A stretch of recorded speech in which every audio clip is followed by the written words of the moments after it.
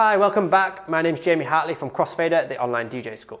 In this video, you're going to learn 5 tips and tricks with the Pioneer DDJ-1000 controller. If you own this controller, then please watch through this whole video and then let me know at the end in the comments below which was your favorite tip or trick, or if you learned anything throughout the video.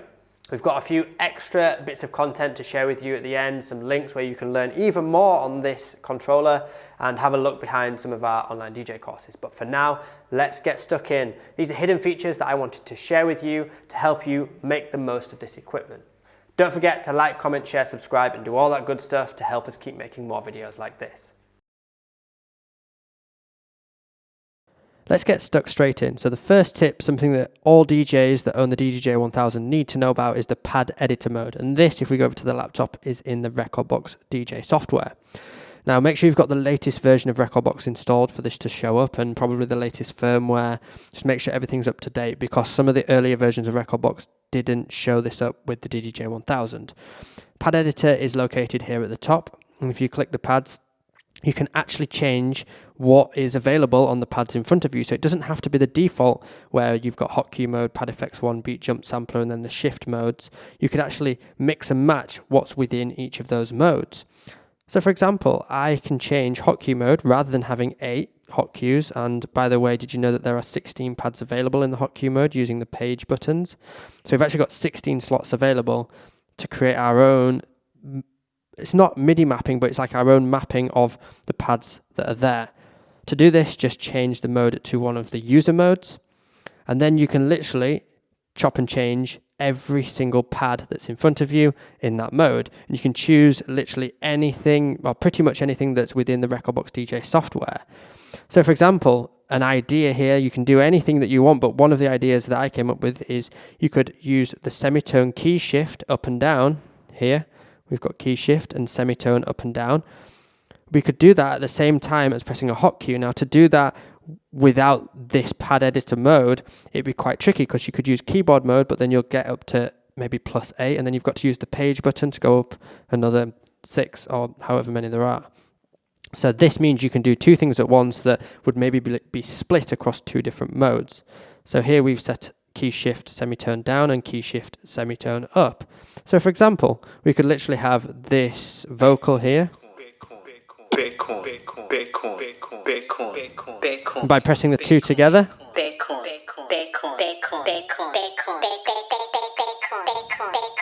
and then I can reset the key before it drops in. So if we just scroll back in practice, the track could be playing, and we could just pitch it up as we hit the hot cue.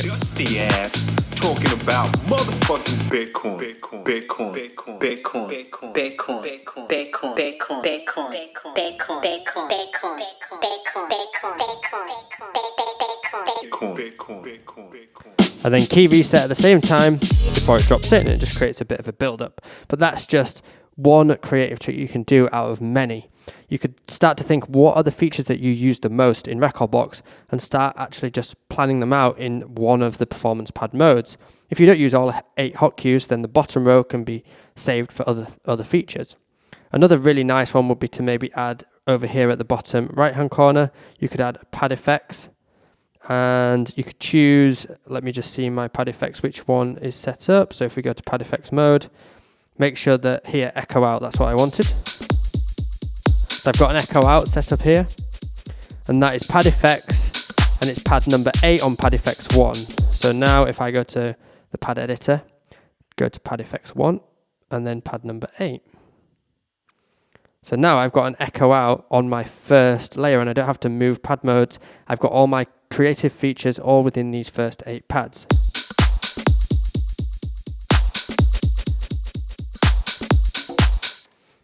That's just something well worth knowing, is this pad editor mode, and you can have all different depending on what kind of performance or sets that you do, whether it's routine based or extended sets. You can have all different user modes for different situations. Have an experiment. Let us know in the comments if you come up with anything interesting in any setups that you think work well for the type of gigs that you play.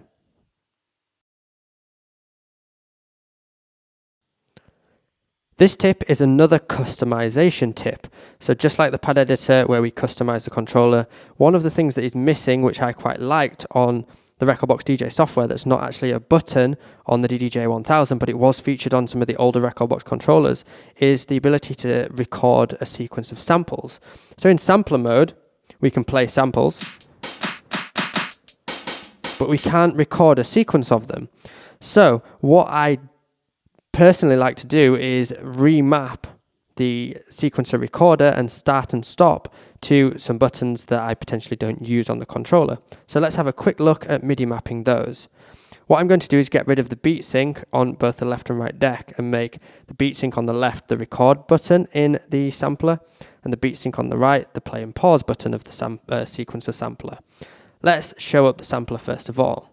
If you're not aware of the sampler yet, then here we can drop in one-shots or loops, and then you can use the sequencer down here to record and play back different lengths of bars or patterns, and then you can save those patterns into a sequencer.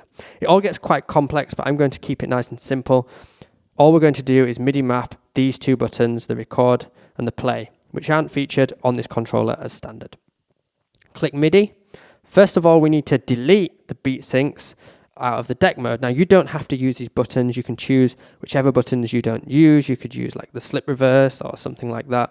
But what you've got to do first is find where that feature is. So sync is in the deck pad mode, and we've got to find it somewhere here. Oh, deck mode. And then we've got sync for channels 1 and channel 2. So what I'm going to do is just delete. Okay. And delete. Okay. And then in the sampler, I can add in the sequence record and add sequence start. All I need to do then is press learn. I'm on sequence start at the moment, which I want it to be on this button. Press it. You'll notice it started a sequence.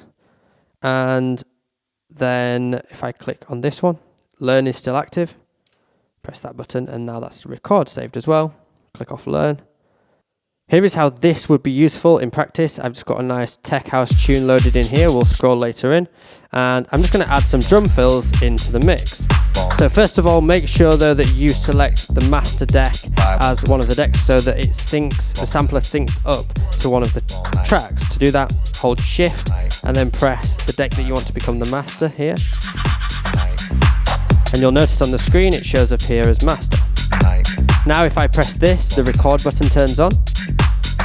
And all that's left to do is to start creating a pattern. I've got 1 bar in length set, and then as soon as I start playing with any of the samplers, it'll set off the sequencer. Let's add some hats.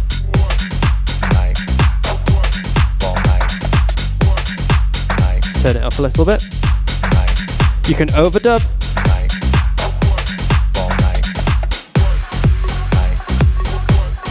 And then I could use this button over here to stop it or start it. You could take the effects, add them to SP, the sampler.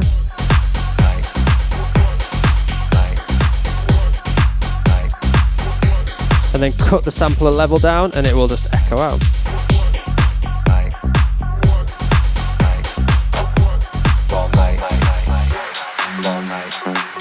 And that's just a quick way of getting creative with just some drum fills on a house like a tech house track. But all we've done there is replace beat sync, and it doesn't have to be beat sync in your situation, but I've just replaced beat sync with the record and the play button in the sequencer.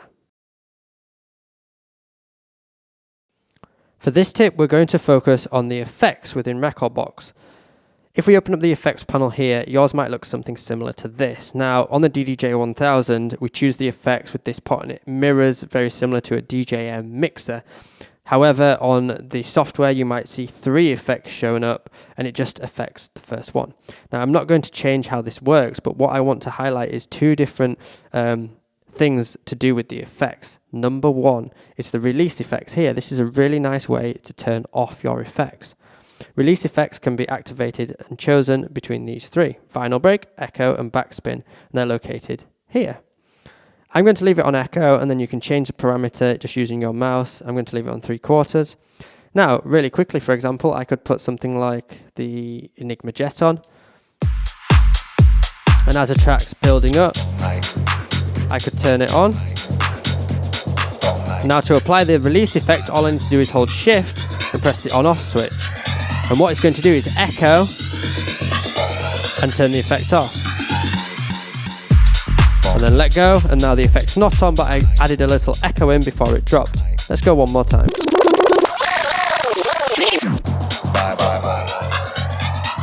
Hold shift, get ready to turn it off.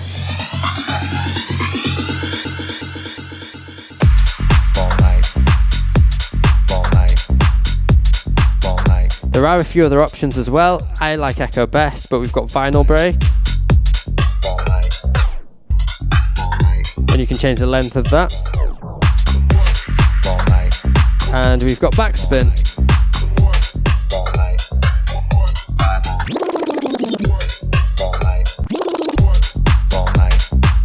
So there are a few different options. I'm just going to leave mine on echo. I think it sounds really nice, especially with this kind of music. But again, you can set it up to your personal preference. The next thing I wanted to cover with the effects is to do with the sound color effects. And one of the biggest things that people find annoying with Rekordbox, and especially the filter, is the resonance of the filter. So when you get to about this point on the filter, it gets quite harsh. It can kind of hurt your ears a little bit. Now, on the XDJ RX2, for example, there is a parameter knob where you can turn the intensity of the sound color effects up and down. Now, there isn't one on this controller, and it was one of the biggest problems that people had with it. They wanted to see that parameter knob on there because it's within the Rekordbox software. Now, it's not on here, but what we can do is change the parameter for each of these sound color effects so that it sounds the cleanest and the best, especially with the noise as well. The noises are very loud. It's very loud and intense, and we want to turn that down. Now, to view the parameter, we might have to go into the settings if you can't see it already, and go down in view, go to the, where are we? The, here, the effect panel. Change it to beat effects and sound color effects. Now you'll see this extra layer pops up in the effects bank. Here is your parameter adjust. And what you can do is, for example, on the noise, which it's on at the moment, bring that down.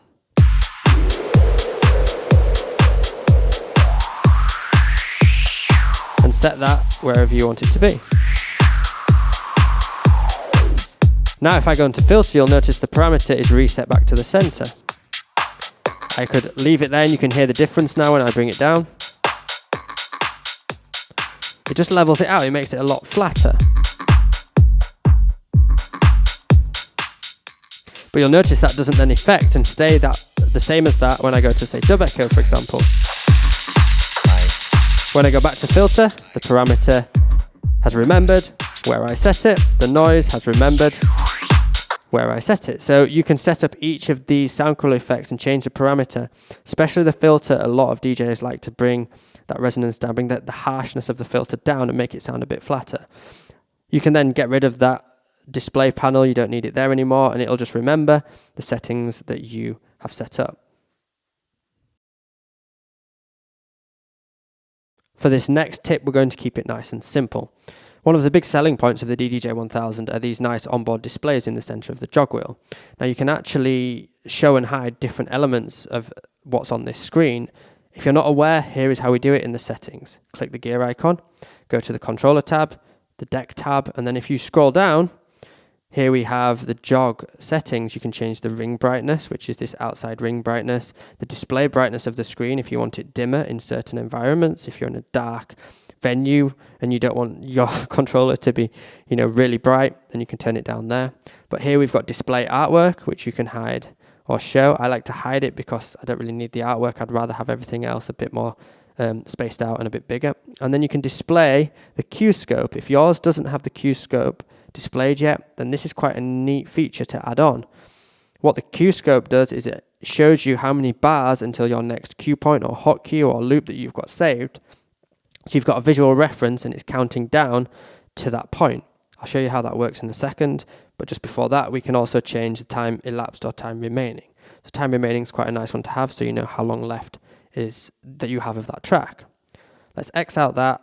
If, for example, I set up a hot cue on this drop, You can now see on the actual display, when it gets to the B crosses the 4 mark, it means there's 4 bars. And it's counting down. And then when it gets to the 0 mark, that's when it hits that point. It just means you can start to get your phrasing right. You can look right up to 16 bars. So if something appears right at the edge of the screen, you'll know when to set off your next track. There is 16 bars until the drop. And that's just by looking at the visual and seeing where that B marker crosses the 16 bar marker line. So that's another useful tip, especially on this controller, having the Q scope showing on the onboard displays. This last tip is more of a Rekordbox tip than a DDJ-1000 tip, so anyone with a Rekordbox controller can make use of this tip. And this is specifically for scratch DJs. So the Crossfader, we've got a nice Magval Crossfader here on the DDJ-1000, but any of the Rekordbox Ready controller Crossfaders, you can change what you call the cut lag, and that's how far you have to move from one edge before the sound is activated. Let's have a look in the settings.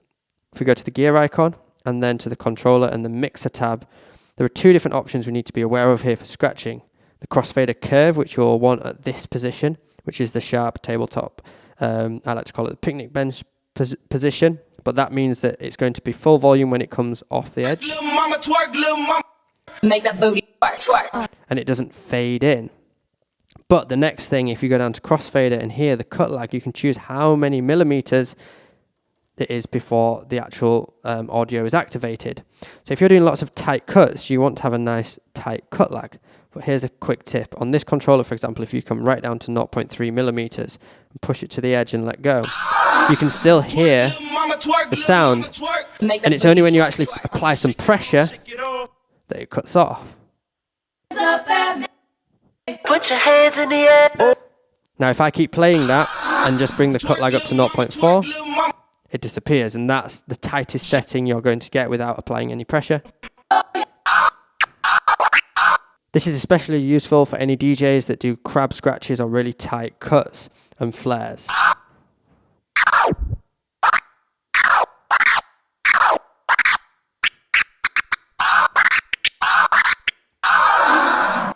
If you want to learn any scratching techniques and how to apply scratching in your DJ sets, then we do have a complete online scratching course available. Just thought it's worth mentioning at this point. So there you have it, 5 tips and tricks for you to basically start making the most of your equipment. Now, if you want to learn some more skills on the Pioneer DDJ-1000, we have a link which will pop up to a free DJ lesson actually taken from inside of one of our Rekordbox DJ courses. You'll learn how to use some of the effects creatively on this controller and mixing multiple channels. And if you decide you want to take it further, then just check out our online DJ courses where there is way more content which will help you become a more creative and confident DJ. Thanks so much for watching, and please remember to like, comment, share, and tell me below which one of your tips was the favorite. I'll see you in another video very soon.